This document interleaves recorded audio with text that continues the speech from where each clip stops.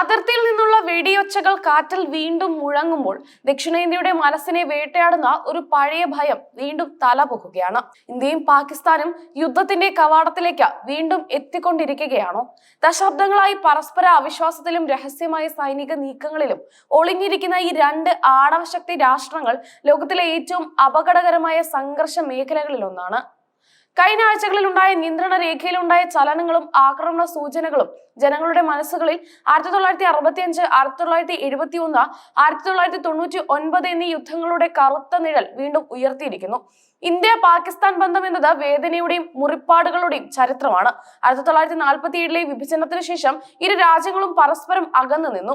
കശ്മീർ അതിർത്തി കടന്നുള്ള തീവ്രവാദം, രഹസ്യാന്വേഷണ ഏജൻസികളുടെ നീക്കങ്ങൾ തുടങ്ങിയ വിഷയങ്ങളാണ് ഇരു രാജ്യങ്ങളുടെയും രാഷ്ട്രീയത്തെയും പൊതുജീവിതത്തെയും കീഴ്പ്പെടുത്തിയിരിക്കുന്നത്.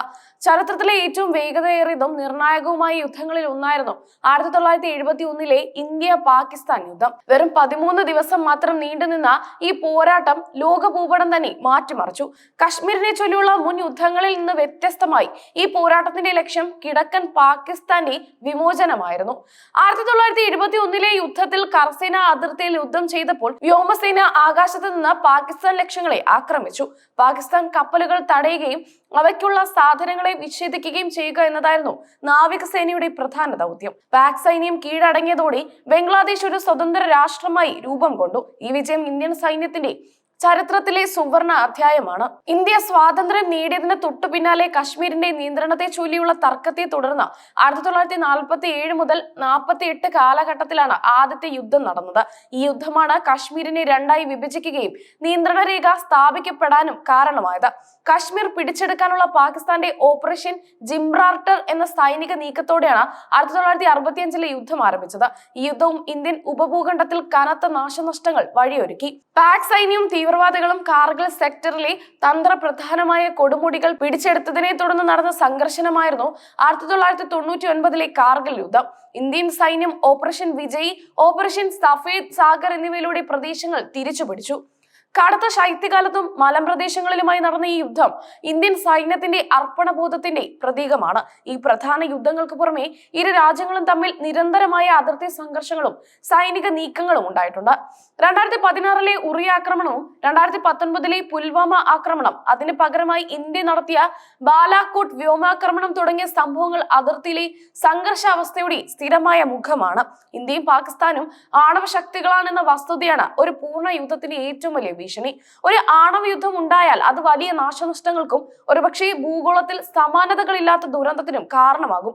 ഈ ആണവ ഭീഷണിയാണ് ഇരു രാജ്യങ്ങളെയും യുദ്ധത്തിന്റെ മുനമ്പിൽ നിന്ന് പിന്തിരിപ്പിക്കുന്ന പ്രധാന ഘടകം. ആധുനിക കാലത്ത് ഒരു യുദ്ധം സംഭവിച്ചാൽ അതിന്റെ മുഖം തീർത്തും വ്യത്യസ്തമായിരിക്കും. അത് കേവലം അതിർത്തിയിലെ വെടിവയ്പിൽ മാത്രം ഒതുങ്ങില്ല.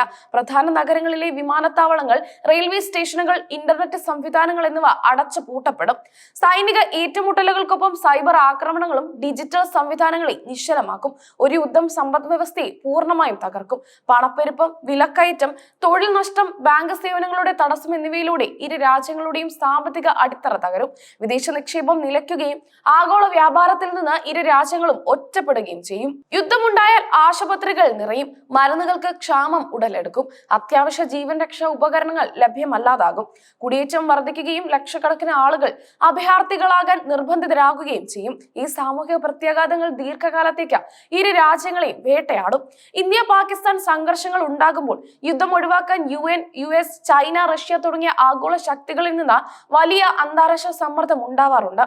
ഒരു ആണവ യുദ്ധം ലോകത്തിന് മുഴുവൻ ഭീഷണി ആയതിനാൽ ഈ രാജ്യങ്ങൾ മധ്യസ്ഥത വഹിക്കാൻ സജീവമായി ഇടപെടാൻ സാധ്യതയുണ്ട്. ആധുനിക യുദ്ധത്തിൽ ആയുധങ്ങൾ മാത്രം പോരാ, സൈബർ ലോകവും പ്രധാന യുദ്ധക്കളമാണ്. ഡിജിറ്റൽ ആക്രമണങ്ങൾ വഴി രാജ്യത്തിന്റെ വൈദ്യുതി ഗ്രിഡുകൾ, ആശയവിനിമയ ശൃംഖലകൾ, സാമ്പത്തിക സംവിധാനങ്ങൾ എന്നിവ സ്തംഭിപ്പിക്കാൻ കഴിയും. ഇത് രാജ്യങ്ങളെ നിശബ്ദമാക്കുകയും പ്രതിരോധ സംവിധാനങ്ങളെ തകർക്കുകയും ചെയ്യും. യുദ്ധം അവസാനിച്ചാലും അതിന്റെ മുറിവുകൾ അത്ര വേഗം ഉണങ്ങില്ല. പൊള്ളലേറ്റ നഗരങ്ങൾ, നശിച്ച വീടുകൾ, ജീവിതം നഷ്ടപ്പെട്ടവരുടെ ഓർമ്മകൾ എന്നിവയാണ് ശേഷിക്കുന്നത്. ഒരു യുദ്ധവും ഒരാളെയും യഥാർത്ഥത്തിൽ വിജയിയാക്കുന്നില്ല. നഷ്ടപ്പെടുന്നത് മനുഷ്യരാണ്, അവരുടെ ഭാവിയാണ്. എങ്കിലും മാനവരാശിക്ക് വീണ്ടും പുനർജീവനം നൽകാനുള്ള അത്ഭുത ശേഷിയുണ്ട്. യുദ്ധാനന്തരം തകർന്നടയുന്ന ലോകത്തെ പുനർനിർമ്മിക്കാനുള്ള ഇച്ഛാശക്തി മനുഷ്യർക്കുണ്ട്. ഇത് പ്രത്യാശ നൽകുന്ന ഒരു ഘടകമാണ്. പുനർനിർമ്മാണം, വിശ്വാസം പുനഃസ്ഥാപിക്കൽ, മനുഷ്യ കൈകൾ തമ്മിലുള്ള സഹകരണം എന്നിവയാണ് ഈ ദുരന്തത്തെ അതിജീവിച്ചതിന് ശേഷമുള്ള യഥാർത്ഥ വിജയം. സൈനിക വിജയം താൽക്കാലികമാകുമ്പോൾ മാനുഷികമായ സഹകരണമാണ് ഒരു രാജ്യത്തെ കൂടുതൽ ശക്തമാക്കുന്നത്. ആണവ ഭീഷണി നിലനിൽക്കുന്നത് യുദ്ധഭീഷണി കുറയ്ക്കുന്ന ഒരു പ്രധാന ഘടകമാണ്. കൂടാതെ ഒരു യുദ്ധം ഇരു രാജ്യങ്ങളുടെയും സമ്പദ് വ്യവസ്ഥയെ സാരമായി ബാധിക്കുമെന്ന ബോധ്യം യുദ്ധത്തിനുള്ള സാധ്യത കുറയ്ക്കുന്നു. ആഭ്യന്തര രാഷ്ട്രീയത്തിലും വിദേശ നയങ്ങളിലും ഉണ്ടാകുന്ന മാറ്റങ്ങൾ യുദ്ധഭീഷണി ലഘൂകരിക്കാൻ സഹായിച്ചേക്കാം. നിലവിൽ അതിർത്തിയിലെ വെടിനിർത്തൽ കരാറുകൾ പാലിക്കാനും ചർച്ചകളിലൂടെ പ്രശ്നങ്ങൾ പരിഹരിക്കാനുമുള്ള ശ്രമങ്ങളാണ് ഇരു രാജ്യങ്ങളും നയതന്ത്ര തലത്തിൽ നടത്തിക്കൊണ്ടിരിക്കുന്നത്. രഹസ്യ ചാനലുകളിലൂടെയുള്ള ചർച്ചകൾ സമാധാനത്തിനുള്ള സാധ്യതകൾ തേടുന്നു.